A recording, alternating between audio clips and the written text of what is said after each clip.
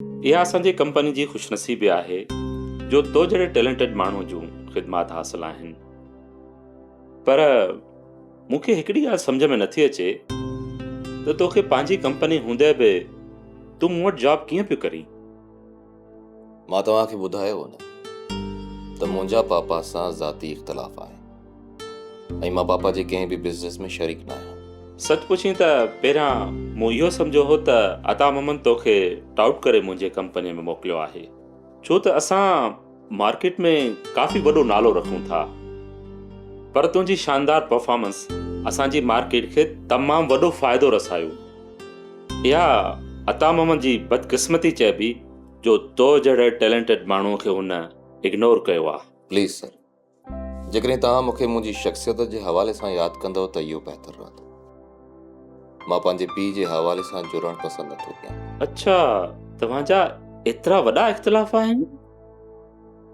पर जेतिरी मुंहिंजी मालूमात आहे त अता मोहम्मद जी सॼी प्रॉपर्टी तुंहिंजे नाले ते आहे।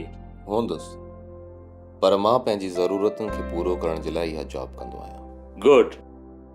मूंखे तुंहिंजी इहा बि ॻाल्हि तमामु घणी पसंदि आई त तो में ख़ुदि एतमादी हद खां वधीक आहे ऐं तूं हर महाज़ ते कामयाब थी वेंदे। Thank U sir. ओके, तूं वञी सघीं थो। ऐं हा, ॿाहिरां मिस आयशा खे मोकिले छॾिजो। आयशा त शायदि अञा कोन आई आहे, मां चेक करे तव्हांखे ॿुधायां थो। यार, आख़िर हीअ छोकिरी कॾहिं सीरियस थींदी? हू एक्सपो सेंटर वारो फेस्टिवल मथां अची पहुतो आहे ऐं हिन जी प्रोग्रेस ज़ीरो आहे।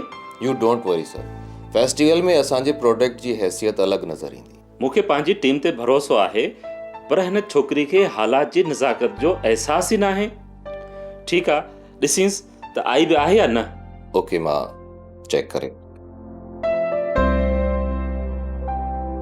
सब्सक्राइब कयो असांजो official YouTube channel Sindh TV HD drama ऐं वधीक अपडेट लाइ बेल आइकन खे क्लिक करियो।